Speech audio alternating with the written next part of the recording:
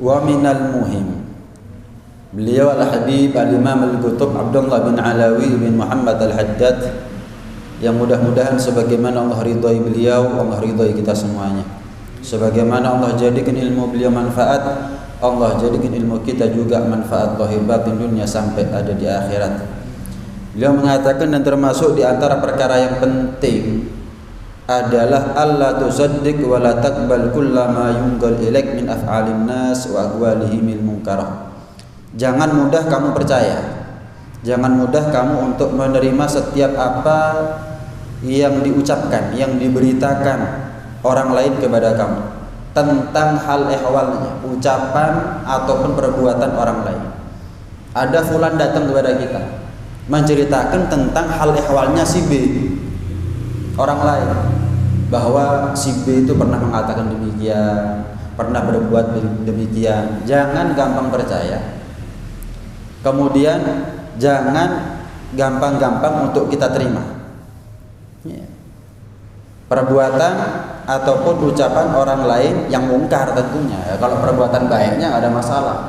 Datang kepada kita menceritakan kebaikan orang lain, nggak ada masalah. Kalau ada orang datang kepada kita menceritakan kemaksiatan orang lain, jangan mudah percaya, jangan gampang didengarkan atau jangan gampang diterima sampai kamu saksikan sendiri kemungkaran tersebut, kemaksiatan tersebut.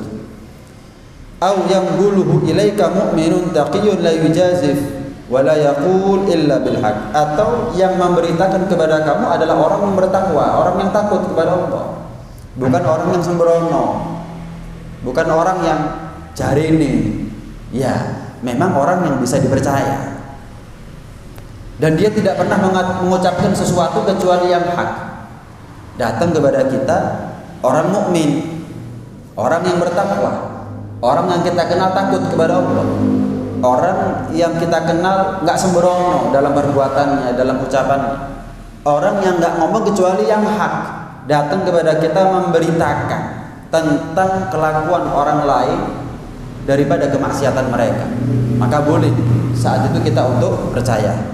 Adapun orang lain yang nggak bertakwa, yang nggak beriman, atau orang yang kadang kalau ngomong benar, kadang kalau ngomong salah, kadang jujur, kadang bohong, kalau cerita kadang-kadang dilebih-lebihkan, kalau cerita kadang-kadang dikurang-kurangi, maka jangan gampang-gampang kita percaya. Idza ja'akum fasiqun binaba'in fatabayyanu. Hendaknyalah kita bertabayyun terlebih dahulu jika orang fasik. Jika seorang fasik memberikan kabar kepada kita, bukan orang yang beriman, bukan orang yang bertakwa, pelaku maksiat, memberitakan kabar kepada kita tentang kelakuan orang lain, jangan gampang percaya. Hendaknyalah kita bertabayyun terlebih dahulu. Hendaknya lah kita jangan gampang percaya sampai kita menyaksikan dengan mata kepala kita sendiri. Kenapa? Alasannya kok kita nggak boleh gampang percaya? Wa dzalika li'anna husnudzanni bil muslimin amrun lazim. Karena husnudzan kepada muslimin itu adalah perkara yang wajib. Kita kenal sama orang yang baru kita kenal, itu yang kita prioritaskan, yang kita dahulukan adalah husnudzan. Terhadap siapapun yang pertama kali harus kita kedepankan itu adalah prasangka baik. Datang fulan kepada kita menceritakan bahwa fulan itu nggak baik, fulan itu pernah ngomong begini, fulan itu pernah berbuat begini, fulan itu. Loh, yang kita kedepankan adalah husnudzan. Kok datang orang yang merusak husnudzannya kita? Maka jangan gampang percaya, jangan mudah percaya.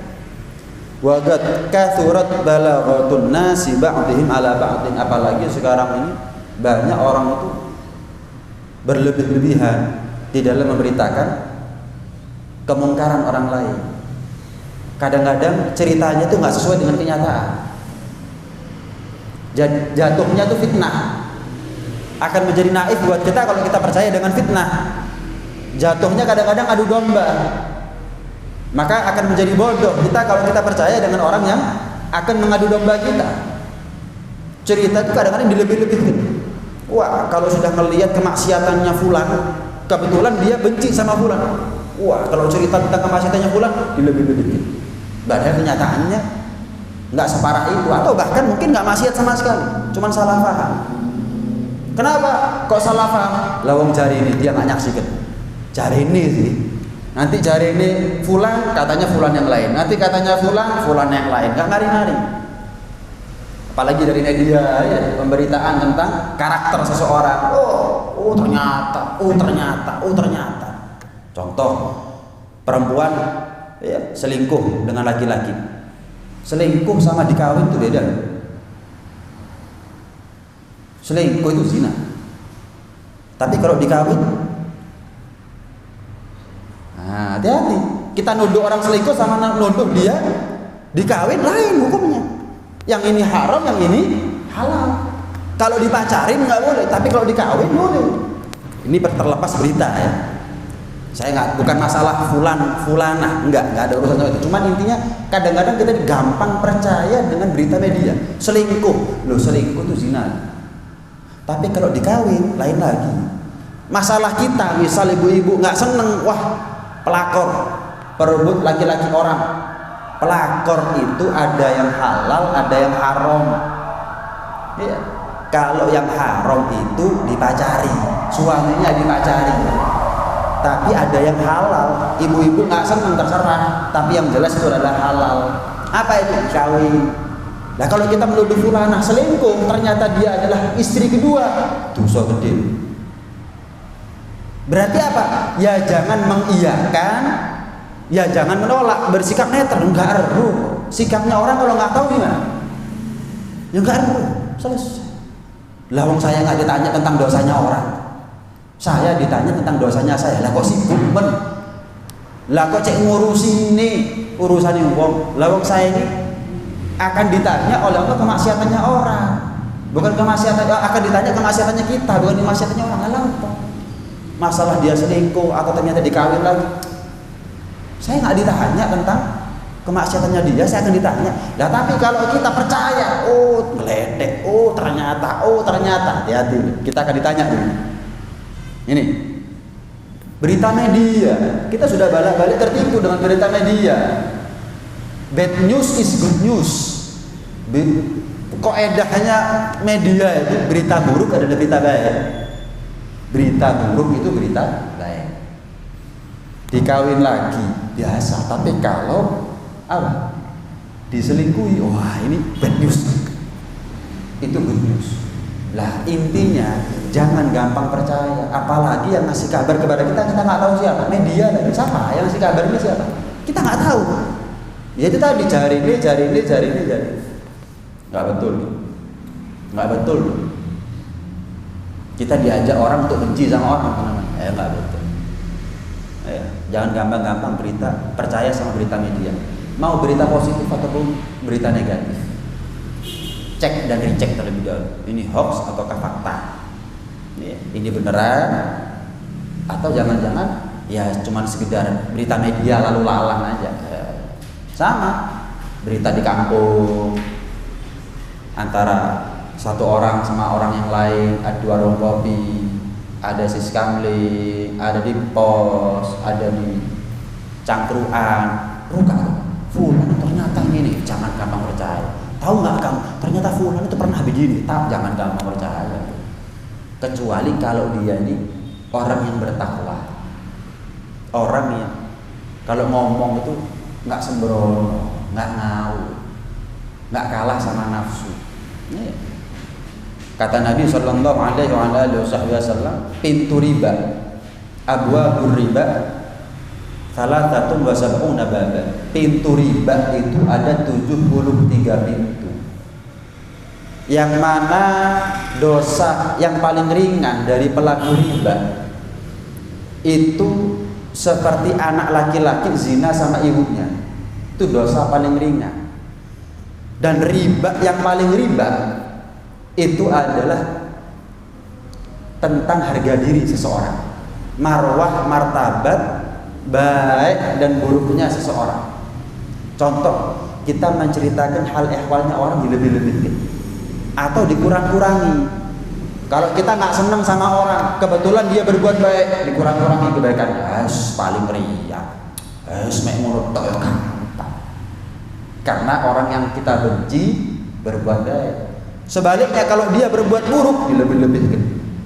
Kayak dia itu nyaksikan betul, kayak dia tahu kronologisnya bagaimana, kayak dia padahal cari ini sih ya. Padahal ini paling ribanya riba. Kalau dosa orang yang riba, utang 1 juta balik 1,1 juta itu sama seperti anak zina sama ibunya, lagi gimana dengan dia? Ini paling ribanya riba. Ayo, itu gambar. Ternyata kita ini bukan pelaku riba ya, dalam duit.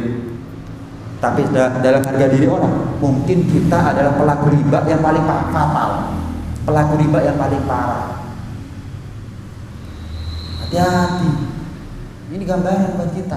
Ini kenyataan. Kadang-kadang di kampung itu gampang aja orang percaya. Oh iya, kita seneng sama berita buruknya orang itu, seneng kadang-kadang. Yo, ono berita. Fulan ini, fulan, wah seneng kita. Jam-jaman kadang-kadang. Itu repotnya. Itu walaupun kita nggak makan uang riba, tapi kita telah melakukan riba yang paling besar. Nggak tahu lah. Kalau riba yang paling ringan dosanya seperti anak zina sama ibunya lah. Orang seperti ini dosanya sebesar apa? Banyak manusia. Kita ini hidup di zaman di mana manusia banyak melebih-lebihkan dalam omongan. Banyak melebih-lebihkan dalam omongan. Wa ammat tasahul fi dzalik, dan banyak kita ini hidup di zaman orang yang nganggap enteng urusan seperti ini. Nganggap sepele urusan seperti ini, nganggap kecil urusan seperti ini.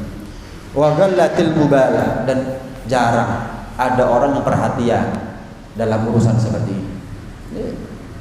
Wa ratafa'atil amanah, yang mana urusan seperti ini butuh amanat, butuh sifat bisa dipercaya, tapi sayangnya sifat amanat sudah terangkat. Langka orang yang amanat sekarang, langka orang yang jujur sekarang, langka orang yang bisa dipercaya.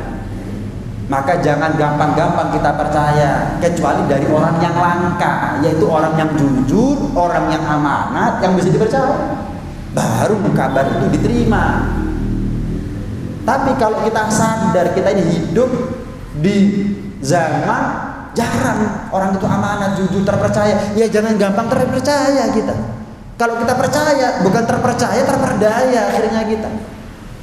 Ketipu jangan-jangan kita. Biadu akhirnya kita. Jangan. Iya, jangan. Dikatakan begini oleh Al-Imam Al-Ghazali. Oleh Al-Imam Al-Ghazali dikatakan begini, kalau ada orang datang kepada kita dengan niat adu domba. Contohnya gimana? Orang itu datang kepada kita dengan niat adu domba. Dia menceritakan keburukannya orang lain. Misal, fulan ngerasani kamu.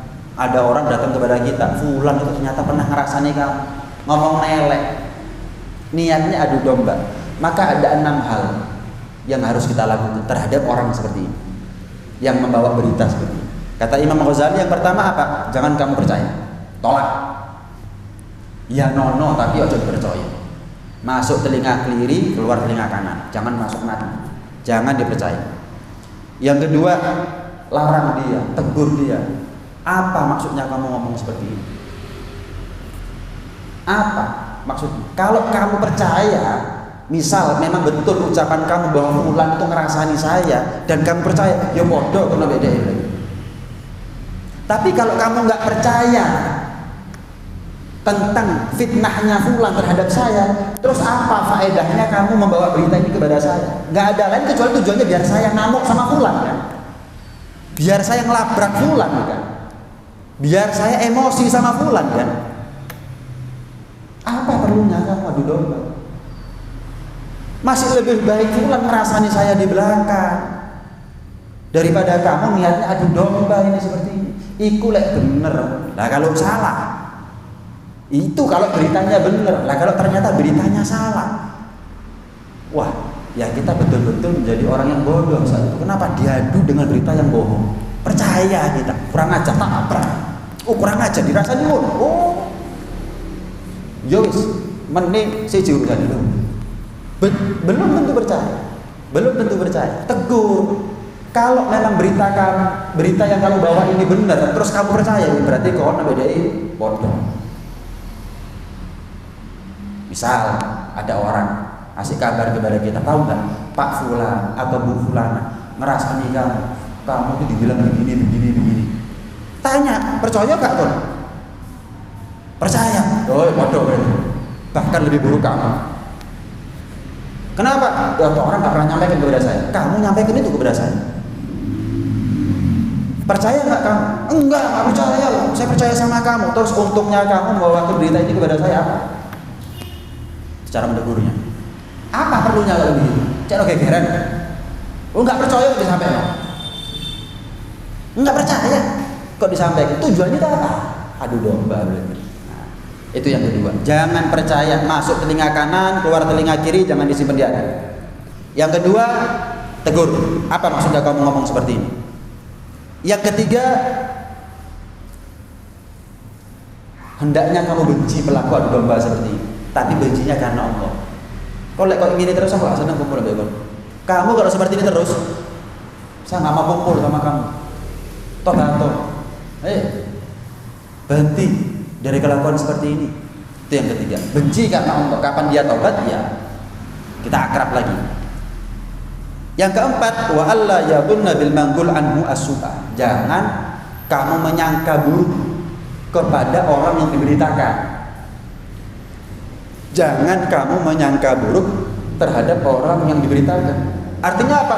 Kita nggak percaya sama beritanya dia, beritanya orang ini, tapi kita menyangka orang aja berarti Pak Fulan ngerasanya aku ngono, nggak percaya tapi dalam hati ini yang saya maksud tadi.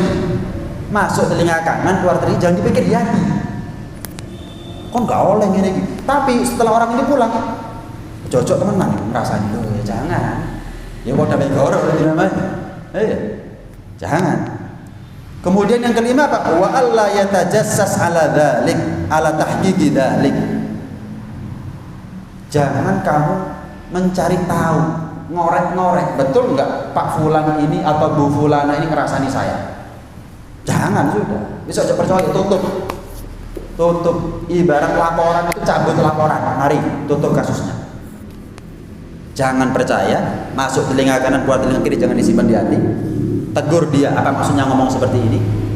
Kemudian kita benci perbuatan dia, adu domba seperti ini. Lek kon ngene terus aku gak gelem koncoan mbek kon. Yang keempat, jangan menduga. Jangan-jangan bener. Akhirnya kalau ada dugaan jangan-jangan bener, digolek-golek temenan. Jangan-jangan memang betul. Lah, dicari-cari. Jangan tajassus, memata-matai nanti kita. Sudah kita bahas masalah mata-matai. Yang keenam, jangan apa berita yang dikabarkan kepada kita ini kita pindah kepada orang lain. Tahu nggak, Fulan ngerasani kamu, tapi kita bawa berita bohong ini, berita yang belum tentu benar kepada orang lain. Ya sama adu domba akhirnya kita. Fulan ternyata pernah ngerasani saya, berarti kan kita teradu domba. Itu 6 perkara. Nih, kadang-kadang orang tuh niatnya macam-macam. Kadang-kadang orang itu niatnya macam-macam. Kadang ada orang tanya nih di majelis ilmu seperti ini misalnya. Kadang ada orang tanya tapi niatnya nyerang kadang-kadang. Ustaz, gimana hukumnya orang begini? Tapi tujuannya apa? Tujuannya dimaksud Fulan. Ada orang di majelis. Tujuannya apa? Nyerang. Keluar rumah. Loh, ini namanya adu domba antara yang ngajar dengan orang lain. Yang puas yang tanya, yang dikorbankan yang ditanya. Yang puas yang tanya, yang dikorbankan yang ditanya. Nggak boleh. Seharusnya tanya itu pribadi kalau ada urus. Kalau sekiranya pertanyaan itu menyinggung orang lain, maka tanya secara pribadi gimana hukumnya. Jangan sampai terkesan yang ngajar ini dijadikan senjata. Ilmu ini diperalat buat dia untuk nyerang orang lain. Ini adu domba. Maka di sini bentuk pinter-pinternya yang ngajar untuk jangan sampai terjebak. Ya jawaban tetap jawaban. Namanya pertanyaan kan macam-macam. Tapi kita kan nggak boleh suudon. Dijawab yang netral. Hukumnya bagaimana selesai. Itu seharusnya. Tapi kedua belahnya perlu dinasihati sebetulnya. Kalau tujuannya nyerang, ya nggak boleh. Nggak boleh. Nah, adu domba ini macam, wah parah adu domba. Di zaman Nabi Musa alaihissalam itu diceritakan saat itu musim paceklik, lama nggak turun hujan. Beliau sholat istisqa 3 hari, minta turun hujan 3 hari. Nabi Musa bukan sembarang nabi. Nabi itu nggak ada yang remeh, apalagi manusia sekelas Nabi Musa alaihissalam, termasuk di antara ulul azmi, nabi yang diajak bicara langsung oleh Allah Subhanahu wa taala. Malah itu 3 hari berturut-turut minta turun hujan, gak dijabah. Tanya Nabi Musa, ya Allah, kenapa engkau ijabah? Dalam cuma menurunkan hujan kan gampang, bukan masalah gampang, bukan masalah berat Nabi Musa. Cuman di antara kaummu, di antara umatmu itu ada yang umatmu itu tukang adu domba, tukang adu domba.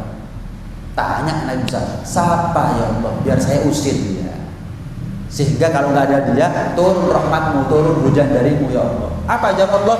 Ya kalau saya kasih tahu siapa dia, yaitu namanya saya sama seperti tukang adu domba. Ya jawabannya Allah nih. Kalau saya kasih tahu kepada kamu yang Musa siapa yang tukang adu domba, ya berarti saya juga tukang adu domba dong. Saya mau tanya, berita dari Allah pasti bener apa enggak? Itu loh nggak diberitakan kepada orang lain. Kenapa? Ya ngedu berarti. Memanfaatkan keburukan, kemaksiatan, kesalahan orang lain untuk kepentingan pribadinya. Allah, kalau saya kasih tahu siapa dia, ya saya berarti tukang adu domba juga oleh Musa. Terus gimana ya Allah? Suruh tobat semuanya aja. Suruh tobat dari perbuatan adu domba, tapi secara umum. Maka keesokan harinya, hari keempat, Nabi Musa khutbah sebelum sholat istisqa. Siapapun di antara kalian, saya nggak tahu siapa yang belum tobat dari perbuatan adu domba, segera tobat dari perbuatan adu domba. Karena Allah memberitakan kepada saya bahwa tidak turunnya hujan dan tidak diijabahnya doa kita selama 3 hari karena ada di antara kalian yang tukang adu domba. Loh, tertutup aibnya orang, tapi tujuan apa yang dimaksud sampai tobat tertutup aibnya, akhirnya tobat, akhirnya turun hujan. Begitu seharusnya. Bukan kita golek-golok untuk nyerang pula, walaupun berita itu benar. Bukan seharusnya. Apalagi kita pihak yang tepuk tangan. Nah, kekiran. Nah, termakan emosi. Wah, bukan begitu seharusnya. Seharusnya kalau kita tahu memang fulan pernah ngerasani kita, ada orang ngasih kabar kepada kita bahwa fulan orang lain ngerasani kita, jangan percaya sudah. Jangan-jangan ada domba, maksudnya apa ini maksudnya? Gitu seharusnya. Pernah diceritakan di zaman dulu ada budak. Ada budak itu kuat, fisiknya kuat, tapi dijual harganya murah. Dijual harga murah. Sampai satu orang tuh tanya, Pak, ini budak kan kuat, keker, kenapa dijual murah? Tukang adu domba. Kebetulan yang tanya orangnya medit. Oh, kamu boleh ngurus, yang penting sok kerja kan. Oh, kalau masalah kerja hebat, bisa bawa-bawa kan, bisa mikul. Oh, luar biasa kuat. Cuman tukang adu domba, apa-apa, urusan buri. Adu domba urusan belakangan. Bawa pulang, bayar harga murah, bawa pulang. Sampai ada di rumah kerja. Kerja sebagaimana biasanya. Wah, puas dia dengan hasil kerjanya. Memang keker, gagah gitu, kuat. Wah, puas. Lah iya, untung ya rezeki. Dapat budak murah seperti ini. Wah, alhamdulillah wis. Nah, wis. Si suami keluar kerja. Istrinya di dalam rumah. Si budak ini ngomong sama istrinya, Bu, ngomong sama majikan perempuannya, Bu, jangan gampang percaya sama suaminya ibu. Suaminya ibu itu orang kaya, orang bisa beli budak kan orang kaya. Suaminya ibu ini orang kaya. Ini suaminya ibu ini orang kaya. Jangan gampang percaya. Mungkin nggak nutup kemungkinan suaminya ibu ini sudah kecantol sama perempuan lain. Namanya perempuan kalau sudah urusan seperti ini, langsung sudah sinyalnya kuat. Tanya si ibu ini. Terus gimana? Gampang, Bu. Mau berita ini benar atau enggak? Gampang, Bu. Nanti malam ibu bawa gunting. Terus ambil 3 helai rambut dari rambutnya bapak. Setelah itu besok pagi serahkan kepada saya. Nanti tak jampi-jampi biar harmonis hubungan bapak sama ibu. Kalau memang berita saya ini nggak benar bahwa bapak sudah kecantol perempuan lain, tapi kan yang jelas hubungan bapak sama ibu tambah harmonis, tambah enak, tambah ini. Oh iya wis, dah cuma 3 helai bu. Oh iya. Sore bapaknya pulang, suaminya pulang. Kasih tahu, Pak, tadi ibu kesini serong sama laki-laki. Bahkan karena bapak ini orang kaya, ibu sudah punya niat buruk untuk membunuh bapak malam ini. Tujuannya apa? Warisan. Nanti setelah sekian lama baru kawin sama laki-laki lain, pria idaman lainnya ibu. Wah, nggak percaya. Kadang-kadang laki lebih rasional. Oh, nggak percaya, saya kawin sekian lama kok tahu-tahu nggak mau ngasih kabar ibu main serong. Nggak percaya. Kalau nggak percaya, lihat nanti bapak pura-pura tidur. Lihat apa yang ada di tangannya ibu. Lihat, halusnya ini ada domba ya. Akhirnya pura-pura tidur bapaknya ini. Nggak percaya. Awalnya nggak percaya, pura-pura tidur. Ternyata dilihat istrinya ini masuk sambil mengendap pelan-pelan. Dilihat ternyata bawa gunting. Gunting itu tujuannya bukan untuk bunuh suaminya, untuk motong rambutnya, tapi karena sudah kesulut emosi, terlanjur percaya. Kan seharusnya ngapain? Selesai. Lek niat mata ini gagal, kalau nggak niat mata ini juga gagal adu dombanya. Budak ini nggak kesulut emosi, bener langsung percaya masalahnya. Bener ucapan budak tadi sore, langsung wis. Mumpung durung kedisian disaut gunting dipateni si bojo. Nah akhirnya keluarganya istri nggak terima, nggak terima. Suaminya ngomong, ini mau bunuh saya, sebelum bunuh saya bunuh. Mana buktinya? Nggak percaya. Akhirnya tawuran. Akhirnya yang menang siapa? Budaknya. Seharusnya jangan gampang percaya. Itu intinya. Bersikap netral. Ya enggak percaya juga tidak menolak. Garu. Namanya orang nggak tahu gimana? Namanya orang nggak tahu gimana? Ya nggak tahu, sudah netral sudah. Nah seharusnya begitu. Kemudian apa? Wasaral mashkur indan nas man wafaqahum ala hawa anfusihim wa in kana ghaira mustaqimin lillah.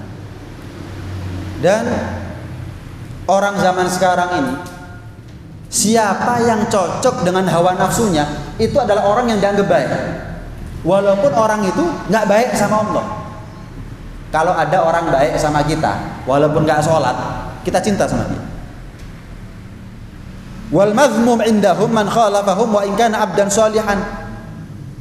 Dan kita ini kadang-kadang benci sama orang yang walaupun dia ahli sholat tapi nggak pernah ngasih manfaat kepada kita, nggak pernah cocok dengan hawa nafsunya kita, nggak pernah ngewangi kita dalam kemungkaran. Kita benci sama dia walaupun dia adalah orang istiqomah di jalan Allah Subhanahu wa taala. Ini pelaku zaman, penghuni zaman banyak seperti ini. Cocok sama orang yang sesuai dengan hawa nafsunya walaupun dia nggak sesuai dengan syariat. Jadi cinta bukan karena Allah. Sebaliknya kita ini penghuni zaman ini sering kali benci sama orang yang walaupun dia istiqomah di jalan Allah, baik di mata Allah, tapi karena dia nggak pernah cocok dengan hawa nafsunya, diajak sekongkol nggak pernah mau, pegel, benci kita sama dia. Bencinya bukan karena Allah berarti. Yang satu kadang cinta bukan karena Allah, yang satu lagi kadang benci bukan karena Allah. Bukan karena Allah, walaupun itu adalah hamba yang soleh. Fatarahum yamdahuna man la yastahil al-madha li muwafaqati iyyahum. Kadang-kadang kita ini melihat sehingga orang zaman sekarang itu sering memuji orang yang pantas dipuji. Sering ngelem orang yang pantas dilem. Kenapa?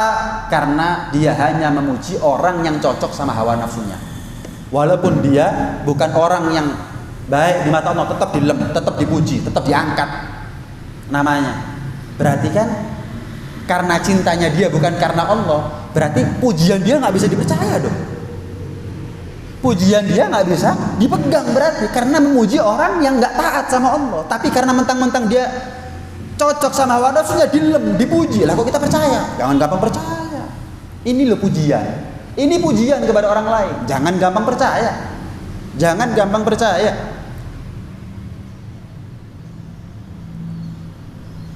Wa sukutihi ala batilihim. Ya, dan dia diam terhadap kebatilan orang lain. Misal ada fulan, ada si A, ada si B. Karena si A sama si B ini cocok hawa nafsunya, sehingga satu sama lain saling memuji. Walaupun antara si A sama si B ini bukan orang yang baik di mata Allah. Nah, berarti kalau si A muji si B muji si A, jangan gampang percaya kita. Kenapa? Karena ada saling memanfaatkannya. Sehingga kalau kita percaya sama dia, kita sudah percaya sama pujian yang ditujukan kepada orang yang nggak pantas dipuji. Kenapa kok nggak pantas dipuji? Karena dia nggak baik di mata Allah. Karena dia nggak baik di mata Allah. Antara si A sama si B karena cocok hawa nafsunya, si A diem sama kebatilannya si B diem terhadap kebatilannya si A, sekongkol. Akhirnya saling memuji. Kita sebagai pihak ketiga jangan gampang percaya. Jangan gampang percaya. Wa yadhummuna man yukhalifuhum wa yansahuhum fi dinihim. Dan penghuni zaman sekarang ini banyak yang saling mencaci terhadap orang yang nggak pantas dicaci, memuji orang yang nggak pantas dipuji, mencaci orang, memaki orang yang nggak pantas dicaci, dimaki. Loh, kenapa kok dia nggak pantas dicaci, dimaki? Karena dia baik kepada Allah. Terus kenapa fulan kok mencaci dia? Karena dia nggak pernah cocok sama hawa nafsunya. Yang ada malah fulan ini menasihati dia, negur dia, mencegah dia, amar ma'ruf nahi munkar terhadap dia, dibunuh karakternya akhirnya. Ya kemudian dicaci maki dia. Kita juga jangan gampang percaya. Intinya begini, kita ini hidup di zaman di mana orang kadang-kadang memuji orang yang pantas dipuji, membenci orang, mencaci orang yang pantas dicaci. Nah, kalau kita hidup itu sebagai pihak ketiga, ya jangan sampai kita gampang percaya terhadap pujian mereka atau cacian mereka. Kecuali kita betul-betul melihat di depan mata. Maaf, lah kalau kita ngelihat di depan mata tahu tapi meneng, itu namanya syaiton, akhros, setan tadi bisu. Kok gampang percaya, tapi kelihatan lah kan. Bahkan dia mungkin merasakan, tapi dia nggak percaya. Loh ya, berarti dia setan yang bisu, kata ulama. Melihat kemungkaran tapi meneng, ini setan yang bisu. Bukan katanya orang, melihat sendiri dia tapi diam, ini namanya setan yang bisu. Kalau ada orang membawa kabar kepada kita bahwa fulan itu telah maksiat ini dan itu, dan kemaksiatan itu kita saksikan, terus kita nggak percaya sama fulan, ada orang ngasih kabar kepada kita bahwa fulan ini berbuat dolim, terus kita nggak percaya, kedoliman itu kita saksikan, tapi kita nggak percaya, malah kita tuduh fulan, nggak masuk akal. Ya. Saya kasih gambaran begini. Ada orang sakit jantung, dinasehati sama dokter, jangan merokok, yang banyak olahraga, dijaga kesehatannya. Pegel dia, orang ajar itu. Kau yang rokok, suruh olahraga, dijaga makannya, nggak boleh ini, nggak boleh itu, nggak boleh ini, pantangan macam-macam. Wah, pegel dia. Siapa yang salah? Dokternya. Terus ada orang ketiga datang kepada yang sakit jantung, ngekei rokok, seneng dia. Lagi cocok. Ini cocok. Yang salah siapa juga? Yang salah yang sakit jantung, yang ngasih nasihat nggak dipercaya, yang memang niat bunuh dia dipercaya. Orang jantung dikei rokok, kok malah seneng? Kan aneh. Kita juga begitu. Ada orang datang kepada kita, menegur kita, jangan begini, jangan begitu, nanti begini, nanti begitu. Nggak seneng. Kenapa? Nggak cocok hawa nafsu kita sama omongan dia. Tapi kalau ada orang datang kepada kita memuji dengan sesuatu yang tidak ada pada diri kita, lah kok seneng? Lu kan aneh. Makanya kadang-kadang pengkritik itu jujur, tapi orang yang memuji kadang-kadang nggak jujur alias penjilat. Lah kita ini masalahnya seneng sama penjilat, seneng didilati, dan nggak seneng sama orang yang jujur kritik kita. Repot. Ada orang datang kepada kita ngomong, ababmu wangi, entutmu wangi, ambu kelekmu wangi. Kira-kira pegel nggak kita? Apa seneng? Pegel kan? Kurang ajar. Jelas ambu kelekku kecut, ababku basin, entutku amune gak enak, diarani wangi, menyek. Loh, seharusnya kita pegel sama orang yang memuji sesuatu yang nggak ada pada diri kita. Sama penyakit jantung kayak rokok. Oh, niat mateni wong iki. Ngerah aku loro jantung kayak rokok malah. Kepingin cepet mati rupanya aku. Nah, ada orang datang kepada kita ngasih permen misalkan. Tujuannya apa? Biar sadar. Tahu nafasnya kamu kurang enak. Jelas ya? Malah pegel. Kita nggak seneng. Loh, ada orang yang ngasih tahu kita dengan cara yang baik, kita masih nggak seneng kadang-kadang. Jadi repot. Penghuni zaman sekarang ini karepe dhewe. Mau kumpul sama orang yang cocok sama hawa nafsunya, benci sama orang yang nggak cocok sama hawa nafsunya. Walaupun mereka ini baik nggak baik di mata Allah bukan urusan. Sing penting mau apik nang aku. Selesai. Jadi kita ini mempertuhankan diri kita sendiri. Kita ini sudah mempertuhankan diri kita sendiri. Nasihat itu seperti obat merah. Kalau pas kena yang luka, ya sakit. Kalau pas tangan kita misalkan sembuh dikasih obat merah, yang mana rasanya? Nasihat itu kadang-kadang memang menyakitkan, tapi untuk menyembuhkan. Lah mosok tangan yang kiri luka yang diobat merahi tangan kanan, kan tidak mungkin. Ya pasti memang namanya yang luka tangan kiri yang diobat merahi yang kiri sakit tapi waras. Tujuannya itu memang nasihat. Terkesan menyakitkan tapi betul sebetulnya. Makanya paling kritik itu karena kita ini sudah terlanjur asik sama hawa nafsu. Kalau ada orang ngasih tahu kepada kita keburukan kita nggak terima. Tapi menyakitkan ya. Cuman seharusnya kita ya kemana jangan aku sing salah. Bagaimana lagi kalau memang saya yang salah? Namanya luka ya dikasih obat merah ya sakit. Mana-mana juga begitu. Terima seharusnya. Diterima seharusnya begitu. Ya.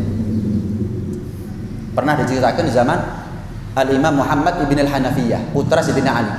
Putra Sayyidina Ali bin Abi Thalib karramallahu wajhah. Namanya Imam Muhammad. Tapi bukan dari Siti Fatimah. Setelah meninggal Siti Fatimah, Sayyidina Ali kawin bolak-balik. Nah, salah satu putranya namanya Muhammad. Sekali waktu Al-Imam Muhammad diutus oleh Sayyidina Ali untuk jihad fisabilillah, perang menghadapi musuh orang-orang kafir. Ada satu orang ngomong, Imam Muhammad, kamu ini disuruh jihad, kenapa bukan Hasan dan Husain? Niat itu. Kenapa kamu? Kamu ini masih muda, kenapa bukan Hasan dan Husain perintah jihad? Jangan-jangan Ali itu sayang sama Hasan dan Husain, nggak sayang sama kamu. Perang kamu yang disuruh bukan Hasan dan Husain. Apa jawaban? Imam Muhammad orang yang berakal, nggak gampang percaya, ngomong. Iya, Hasan dan Husain buat ayahku Ali bin Abi Thalib adalah ibarat mata. Sementara aku buat ayahku ibarat tangan. Namanya tangan melindungi mata. Mata kalau kelilipan gimana? Yang ngucek tangan. Kalau pas kita di jalan hujan deras, yang melindungi matanya kita dari hujan gimana? Tangan. Nggak apa-apa. Hasan dan Husain ibarat mata, saya ibarat tangan, saya melindungi Hasan dan Husain. Lihat, nggak terpancing, nggak percaya, malah dijawab dengan bijaksana. Ini kita enggak. Kadang-kadang kita percaya walaupun dengan berita positif. Misal ada artis Hollywood pakai baju gamis, wah masuk Islam. Kita nggak tahu itu masuk Islam atau enggak. Seharusnya kita gak ero. Ya nggak tahu kita ini. Bukan kita nggak percaya, tapi juga jangan gampang percaya. Foto kadang-kadang editan misalnya gitu. Kita ngelihat fulan artis Hollywood pakai baju gamis, terus dianggap masuk Islam. Baju gamis. Maaf, orang Nasrani di Arab Saudi itu bajunya ya gamis. Itu bukan baju Arab, itu gamis itu. Ya memang baju di sana. Hanya saja itu menjadi baju yang kalau dipakai oleh seorang muslim diniati melaksanakan sunnahnya Nabi, dia dapat pahala. Diniati untuk melaksanakan sunnahnya Nabi, ya dia dapat pahala. Nah, kemudian Al-Imam Asy'adili, sedikit saya tambahkan. Al-Imam Abil Hasan Asy'adili mengatakan begini, jika ada orang menyampaikan kabar kepada kita tentang keburukan orang lain. Bilang sama yang ngasih kabar kepada kamu, saya dari apa yang saya kenal terhadap fulan itu di depan mata saya dia baik. Secara yakin, secara sadar dia adalah orang baik di depan saya. Adapun kamu memberitakan tentang keadaan dia di belakang saya, itu adalah sesuatu yang nggak tahu. Maka bagaimana mungkin sesuatu yang yakin saya kalahkan karena sesuatu yang saya nggak tahu, yang belum pasti? Nggak mungkin. Beritanya kamu belum pasti, tapi baiknya dia di depan mata saya itu adalah sesuatu yang yakin, sesuatu yang pasti. Gak tak terima. Kenapa? Saya lebih percaya keyakinan apa yang saya lihat. Misal Mas Ahmad baik sama saya, di depan mata. Ada fulan ngasih kau kabar, Mas Ahmad ini begini bib. Loh, ya saya ngomong, saya ngasih kabar berita. Mas Ahmad selama panjang saya tahu di depan mata baik kok. Beritanya kamu maskuk, diragukan. Saya nggak pernah tahu itu Mas Ahmad pernah begini. Seharusnya begitu. Bukan kan? Oh iya tak. Coba sih tak cekin, tak takut aneh, tak labraki, tak. Ya apa? Percaya kita. Yang tepuk tangan yang bawa berita. Kita di posisi atasan. Jangan percaya kalau bawahan kita saling sikut. Langsung percaya pecat yang ini. Jangan jadi dipecat yang baik. Yang ngikut yang buruk. Jangan-jangan yang dipecat orang yang jujur, yang ngikut yang maling. Kenapa kok ini difitnah? Ya karena nggak mau diajak maling bareng. Itu gambarannya. Kita terjebak kadang-kadang dalam seperti ini. Hadza halul aktsar illa man asamahullah. Ini adalah keadaannya orang secara umum seperti ini, kecuali orang yang dipilih oleh Allah Subhanahu wa taala. Fawajib al-ihtiraz wa tahaffuz wal ihtiyat fi jami'il umur. Maka kita wajib antisipasi dan bersikap hati-hati di dalam segala urusan. Hati-hati, kita ini hidup di zaman yang enggak aman. Maka jangan pernah merasa aman. Termasuk dalam urusan berita, enggak aman beritanya orang ini. Maka jangan kita merasa aman dengan beritanya orang dan kita gampang percaya terhadap beritanya mereka. Fa inna zaman maftun. Zaman ini zaman yang terfitnah. Wa ahlahu adil haq nakibun. Dan mereka penghuni zaman ini daripada yang hak berpaling. Ini nggak cocok dengan apa yang hak. Illa man sya'allah minhum wa humul aqallun. Kecuali orang yang dikehendaki oleh Allah, orang yang terpilih untuk terjaga dari fitnahnya zaman. Tapi mereka sayangnya sedikit. Orang yang terpilih yang bisa terjaga daripada fitnahnya zaman ini sedikit. Nah, berarti hadirin sekalian rahmati Allah Subhanahu wa taala, ayo kita sama-sama minimal ilmu ini dipakai untuk dirinya sendiri. Kadang-kadang kita dengar ilmu seperti ini yang dipikirkan orang lain, kadang-kadang yang di benaknya kita bukan kita itu. Kayak yang diajak ngomong saat menghadapi orang lain. Kayak kita ini manusia suci kadang-kadang. Enggak. Walaupun kita hadir pengajian, jangan-jangan pelaku daripada nasihat yang menghadapi ya kita kadang-kadang. Yang suka bawa berita, yang suka percaya, yang suka diadu domba atau mengadu domba, ya kita sendiri kadang-kadang, jangan-jangan. Karena itu setiap kita mendapatkan ilmu, hadirkan perasaan kita, ya yang dinasihat itu saya, bukan orang lain. Terlepas apakah memang kita pelakunya ataukah bukan. Apalagi kalau memang kita pelakunya, kita adalah tukang adu domba, atau kita orang yang suka percaya dengan omongannya orang. Ya, dalam dua keadaan ini kita harus sesuai dengan aturan agama, sesuai dengan syariat, sesuai dengan apa yang dipesankan oleh Al-Habib Al-Imam Al-Qutub Abdullah bin Alawi bin Muhammad Al-Haddad. Mudah-mudahan hati kita semakin bersih, ilmu kita semakin manfaat, ilmu kita semakin barokah, zahir batin dunia sampai ada di akhirat. Amin ya rabbal alamin. Rabbana anfa'na bima 'allamtana, rabbi 'allimna